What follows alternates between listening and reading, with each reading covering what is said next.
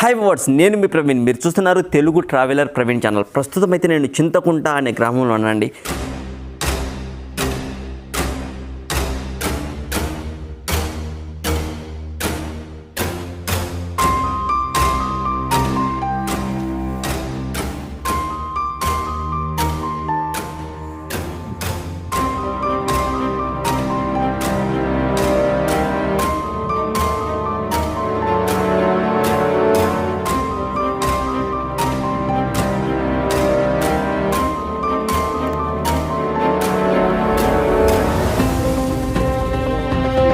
Hi.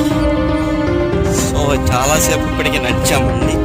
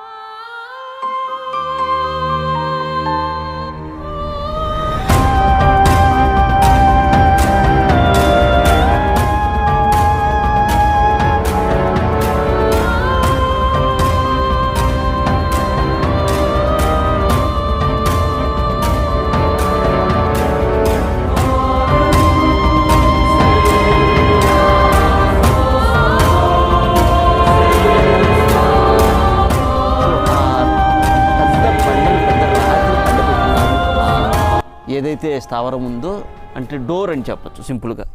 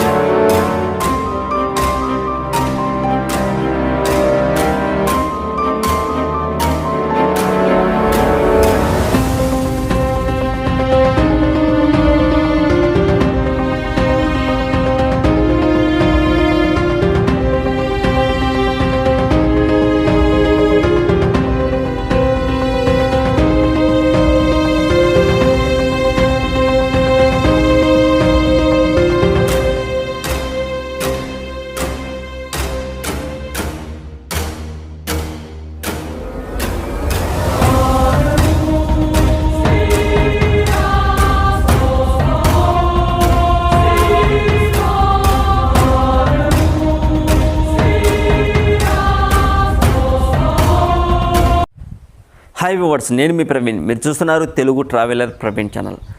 ప్రస్తుతం అయితే నేను చింతకుంట అనే గ్రామంలో ఉన్నానండి. ఈ చింతకుంట అనే గ్రామం వచ్చేసి ముద్దనూరుకు 7 కిలోమీటర్ల దూరంలో ఉంటుంది. ఎర్రగొండ నుంచి ముద్దనూరుకు వచ్చేటప్పుడు 7 కిలోమీటర్ల దూరంలో ఉంటుంది ముద్దనూరుకు. సో ఇక్కడ మనం చూడాల్సినటువంటి ఏంటంటే పెద్ద కొండ ఉందండి. ఆ కొండలో మన ఆది మానవులు గీసినటువంటి రేఖా చిత్రాలు ఉన్నాయి. ఆ చిత్రాలను కూడా నేను మీకు చూపిస్తాను. అంతేకాదు ఆది మానవులు ఏం చేసేవారంటే ఈ కొండ మొత్తం గుహ, జంతువులు ఎక్కువగా ఉండి మనుషులు తక్కువగా ఉన్న సమయం అది. అంటే దాదాపు 20,000 సంవత్సరాల క్రితం ఏం జరిగిందంటే కొండను స్థావరంగా ఏర్పరచుకొని ఆ కొండ గుహల్లో దాక్కుని ఉండేవారు మనుషులు. సో వాళ్ళు ఎలాంటి జంతువులను వేటాడాలి, ఏ జంతువులతో ఏ పని చేయాలి అన్నది మొత్తం కూడా రేఖా చిత్రాలు, అంటే వాళ్ళ నెక్స్ట్ జనరేషన్ కోసం ప్రిపేర్ చేసి వెళ్ళేవారు. ఇది ఆ గుహల్లో అవన్నీ కూడా రేఖా చిత్రాల రూపంలో గీశారండి. ఆ రేఖా చిత్రాలను నేను మీకు చూపిస్తాను. ముందుగా ఇక్కడ ఉన్నటువంటి ఇద్దరు వాళ్ళకి నేను థ్యాంక్స్ చెప్పాలండి. దగ్గర 4-5 గంటల సేపు 5 గంటల పాటు నాతో పాటు వీళ్ళు ట్రావెల్ చేశారు. అంటే ఆ గ్రామం నుంచి కొండపైకి నాతో పాటు వచ్చారండి. అందువల్ల వాళ్ళకి ముందుగా థ్యాంక్స్ చెప్పుకోవాలి. ఇప్పుడు మనం టాపిక్లోకి వెళ్దాం. ట్రావెల్ చేస్తున్నప్పుడు నాకు ఎదురైనటువంటి కొన్ని సంఘటనలు నేను మీకు చెప్తానండి. చూడండి, దట్టమైన ఇదంతా కూడా కొండ ప్రాంతం అండి. కొండ ప్రాంతం అంటే గట్టిగా అరిచినా ఎవ్వరికి వినపడనంత పెద్ద కొండ. దగ్గర దగ్గర 150 అడుగుల ఎత్తు ఉంటుంది భూమి లెవెల్ నుంచి పైకి.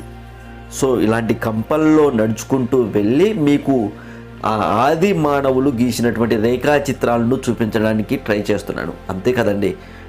నేను ఈ మధ్య పెనుగొండకు వెళ్ళొచ్చే కదా, నాకు మొత్తం థ్రోట్ ఇన్ఫెక్షన్ వచ్చేసి నాకు వాయిస్ క్లారిటీగా ఇవ్వలేకపోతున్నాను, ఏమనుకోవద్దు. పోతే ఈ కొండ, ఇదంతా కూడా కొండ ప్రాంతం దిగువన.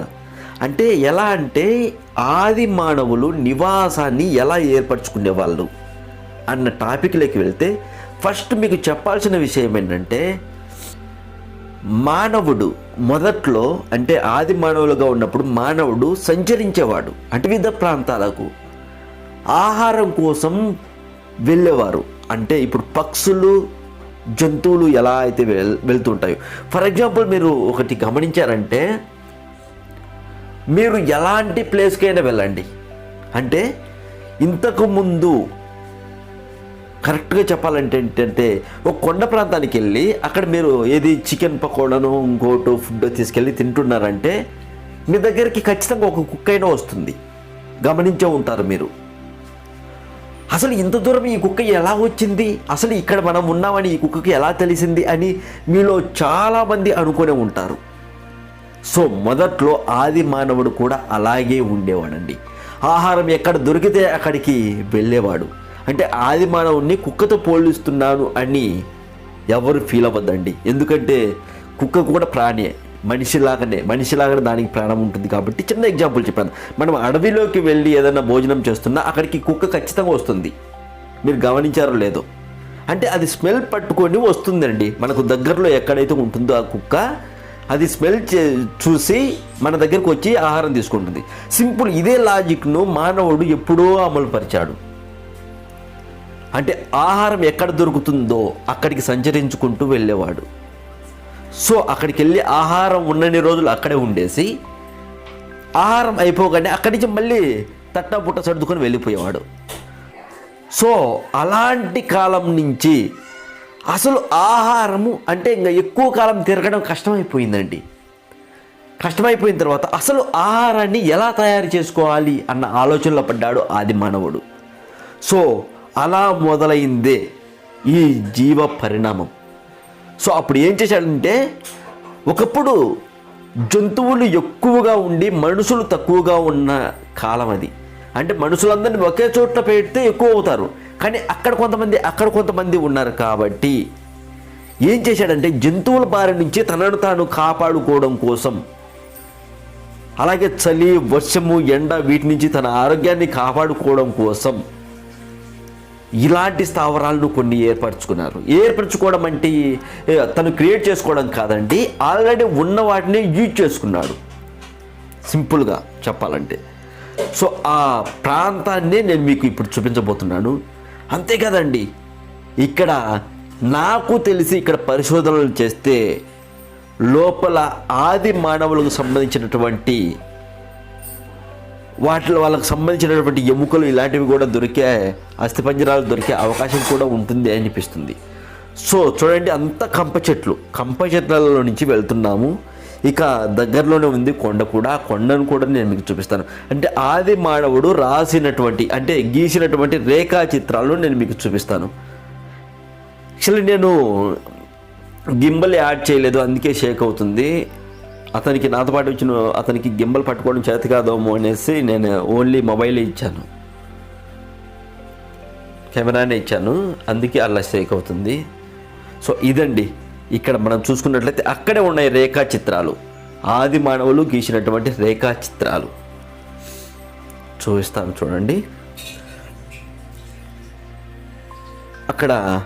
నేను అక్కడికి వెళ్ళేసరికి చాలా చాలా చాలా చాలా యాక్సైటింగ్ ఫీల్ అయ్యానండి. అంటే ఏదో సాధించిన ఫీలింగ్ వచ్చేసింది అక్కడికి వెళ్ళిన తర్వాత. అంతేకాదు, అక్కడికి చేరుకునేటప్పుడు చాలా చూశాను, అవి కూడా మీకు ఇప్పుడు చూపిస్తాను. ఒక్క క్షణం ఆగండి. అలాగే చూడండి, రాళ్లకు మధ్య గ్యాప్, అంటే ఏదో ఒక భూకంపం లాంటివి సంభవించినప్పుడు ఇలా చీలిపోయిందండి. ఆ రాతుల మధ్య సందు ఏర్పడింది. చూడండి, అక్కడి నుంచి గబ్బిలాలు బాగా గమనించండి. గబ్బిలాలు అంటే లోపల ఏదో ఆల్రెడీ మొదలైంది, అంటే లోపల నుంచి ఏదైనా సంథింగ్ వస్తూ ఉండొచ్చు, ఒకటి ఏదో అడవి పందో లేదా ఇంకోటి. సో అలా వచ్చినప్పుడు ఇలాంటి గబ్బిలాలు పైకి లేస్తాయని చెప్తారు. ఇంకొంతమంది ఏమంటారంటే మన శబ్దం వల్ల అలా ఎగిరి వచ్చాయిలే అని అంటారు. నేనైతే లోపల ఏదో ఒక జంతువు లాంటి తిరగడం వల్ల అవి బయటికి వచ్చాయేమో అని నేను అనుకుంటున్నాను. సో అంత ఈజీగా బయటికి రావుగా పగలు పూట. ఇక్కడ చూడండి, ఇంకా అవిగో చూడండి గబ్బిలాలు మొత్తం పైకి లేచాయి. సో పగటి పూట అలా గుహల్లో నుంచి బయటకు వచ్చాయంటే లోపల నుంచి ఏదో వస్తుంది అని మనం ఇట్టే అర్థం చేసుకోవచ్చు. అంతేకాదు తేనెపేరిగలు కూడా పైకి లేచాయండి. ఆ మధ్య తేనెపేరిగలకు వచ్చి అక్కడ చాలామంది స్టూడెంట్స్ ఇబ్బంది పడ్డారు అని కూడా విన్నాను. చూడండి, ఇదంతా కూడా మొత్తం కూడా ఒక ఎలా అంటే కొండలాగా ఉంది. చూడండి ఇక్కడ అద్భుతం, చూడండి ఒకటి ఇలా మొత్తం కోచుకొని వెళ్ళినట్టుంది. గ్యాప్ చూడండి, దానికి దీనికి మధ్య గ్యాప్. ఆ గ్యాప్లో చాలా గొర్రెలు ఇవి ఉంటాయి కదా, మేకలు ఇలాంటి పడి చాలా చనిపోయాయంట. తీలేక వాళ్ళు ఇబ్బంది పడిన రోజులు కూడా ఉన్నాయని చెప్పుకొచ్చారు. మీకు కరెక్ట్గా చూపిస్తాను. ఇక్కడ చూడండి, భూమి మొత్తం కూడా చీలినట్లుగా అనిపిస్తుంటుంది. చూడండి ఎంత లోతుగా ఉందో. వామ్మో, అందులో పడితే మళ్ళీ బయటికి రావడం అంటూ ఉండదండి. అందులో పడితే బయటికి రావడానికి లేదు, ఎక్కడానికి కూడా లేదు, అసలు ఏం పట్టుకొని పైకి ఎక్కడానికి కూడా లేదు. చాలా జాగ్రత్తగా చాలా కేర్ఫుల్గా వెళ్ళాలి అక్కడికి. ఒకవేళ ఎవరైనా టూరిస్టులు అలా వెళ్ళినట్లయితే చాలా కేర్ఫుల్గా వెళ్ళండి ప్లీజ్ చెప్తున్నాను. మొత్తం చీలిపోయింది. సో మొత్తానికైతే మనం ఫైనల్గా రీచ్ అయ్యాము. చూడండి అక్కడ మనం చూసుకున్నట్లయితే మొత్తం కూడా రేఖా చిత్రాల రూపంలో గీయబడి ఉన్నాయి. సో ఆ రాతి పైన వాళ్ళు గీసినటువంటి రేఖా చిత్రాలు పసరుతో గీశారు. నేను అబ్జర్వ్ చేసింది ఏంటంటే, బాగా అబ్జర్వ్ చేయండి మీరు, వాళ్ళు ఫస్ట్ ఏం చేస్తారంటే ఒకటి ఏది మామూలు చేత్తో ఒకటి పిన్నీసు సంథింగ్ అలా ఒక పిన్ని తీసుకుని గీస్తారు. ఇది ఆ రాతి పైన ఫస్ట్ అదో చూడండి, దానికి పెయింట్ ఉన్నాయి, దీనికి పెయింట్ లేదు. చూడండి, గమనించారా? ఎరుపు రంగులో లేవు, వైట్గా ఉంది. అంటే ఫస్ట్ ఇలా గీస్తారండి. గీసిన తర్వాత దానిపైన మళ్ళీ ఆకు పసరు రుద్దుతారు. నేను అది చేసింది అంటే నేనే కానీ నేను చెప్పలేను. ఫస్ట్ గీసి తర్వాత దానిపైన పసరోమో రుద్దుతున్నారు. సో ఇక ఆశ్చర్యపోవాల్సిన విషయం ఏంటంటే 25,000 సంవత్సరాల నుంచి ఈ పెయింటింగ్ ఎందుకు పాడైపోలేదు? మనకు ఆశ్చర్యం కలిగించే విషయం ఇది. అంటే 25 సంవత్సరాల నుంచి ఎలా ఉంది ఆ పెయింటు తుడిపోకుండా? మనము ₹1,000 ఖర్చు పెట్టి మనం ఇళ్ళకు పెయింట్ వేసుకుంటేనే పోతుంది, అలాంటిది చిన్న ఆకుపసరుతో ఎలా సాధ్యం ఇన్ని వేల సంవత్సరాలు? అది ఒకటి ఆశ్చర్యపడవలసినటువంటి విషయం. ఇక ఆకుపసరు ఏమై ఉంటుంది? ఆ ఆకుపసరు ఇంకా రీసెర్చ్ చేసే పనిలోనే ఉన్నారు ఇప్పటి మానవులు. సో చాలామందికి తెలియదు ఏది యూజ్ చేస్తే అలా ఉంటుందన్నది. ఇకపోతే ఇక్కడ మరొక ప్రత్యేకత ఏంటంటే, ఇదంతా కూడా గుహ అండి. గుహ చూడండి, మొత్తం కూడా గుహ. అయితే గుహలోకి వెళ్ళకుండా మరొకరు వెళ్ళకుండా గుహకు మధ్యలో అంటే ఒక రాతిని అడ్డపెట్టినట్టుగా ఉంటుంది. మీరు గమనించినట్లయితే చూపిస్తాను.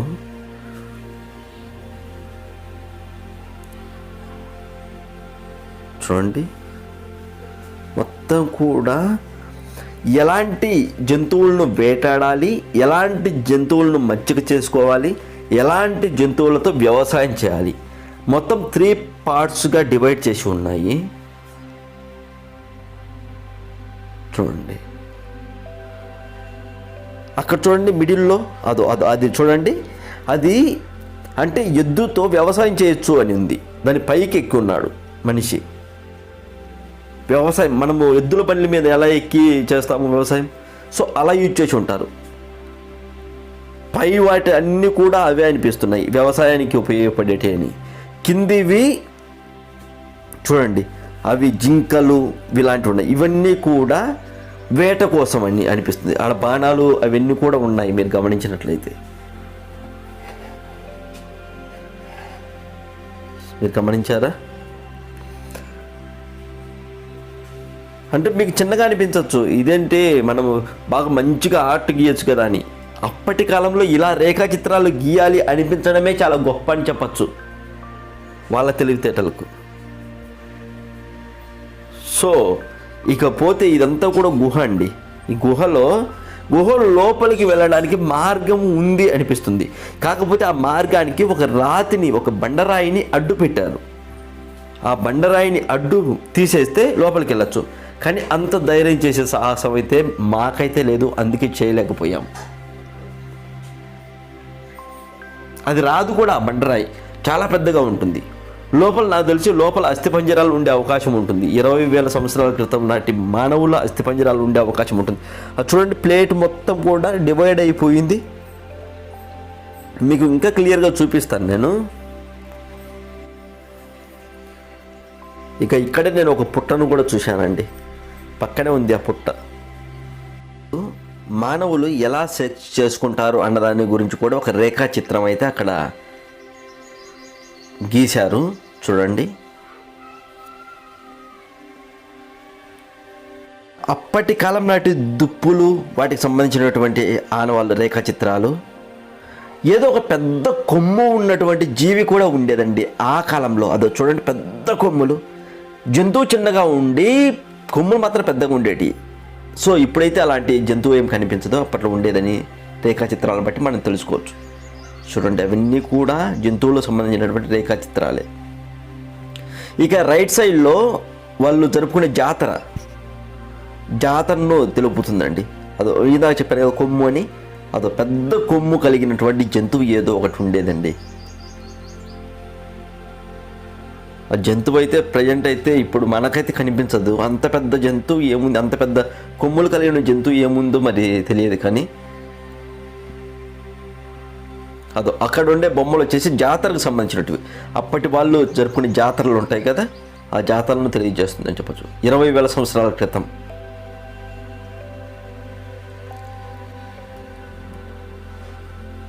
చూడండి, సందు చూడండి, కింద గుహలోకి ఇప్పుడు మీకు చూపిస్తాను నేను. ఆ రాయి మాత్రమే అడ్డం ఉందండి. ఆ రాత్రి మనము బయటికి తీసామంటే లోపలికి పోవడానికి వీలు ఉంటుందని నాకైతే అర్థమవుతుంది. చూడు, అది ఓన్లీ రాయి మాత్రమే అడ్డపడి ఉంది, ఎవరు అడ్డు పెట్టినట్టుగా.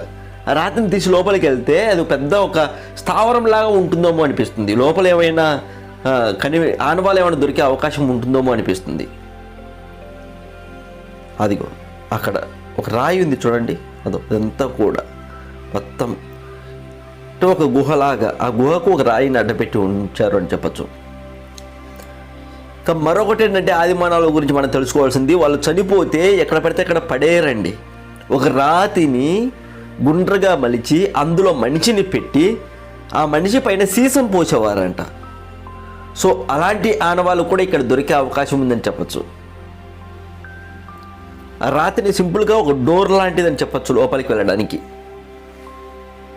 ఇవన్నీ కూడా మనం ఇక్కడ చూడొచ్చు కదా, డోరు లాంటిదని, ఒక బండ అడ్డపడి ఉందని. అదే అండి, అది గుహకు ఒక బండ, ఒక రాతిని అడ్డపెట్టినట్టుగా అనిపిస్తుంది చూడండి. అయితే అప్పటి మానవులు దాదాపు 12 అడుగులు ఎత్తు ఉండి ఉంటారు అని ఒక అంచనాకైతే వచ్చారండి. ఎందుకంటే ఇలా కూర్చొని బొమ్మ గీసినట్లుగా ఉంటుంది పైన. 12 అడుగుల ఎత్తు ఉన్నటువంటి మనుషులు ఆది మానవులు అని చెప్పచ్చు. అంటే 20,000 సంవత్సరాల క్రితం చూడండి. ఇకపోతే కొండ కిందండి పచ్చని పొలాలు, చెరువు. సో ఇవన్నీ కూడా అనుకూలంగా ఉండడం వల్ల ఆది మానవులు ఈ గుహల్లోనే నివసించారు అని చెప్పచ్చు అండి. చూడండి, పచ్చని పొలాలు. ఈ కొండ కింద నీరు ఉన్నా లేకపోయినా కొండపైన మాత్రం నీరు ఉంటుందంట. ఇది మరొక అద్భుతం అని చెప్పచ్చు. ఇదంతా కొండే.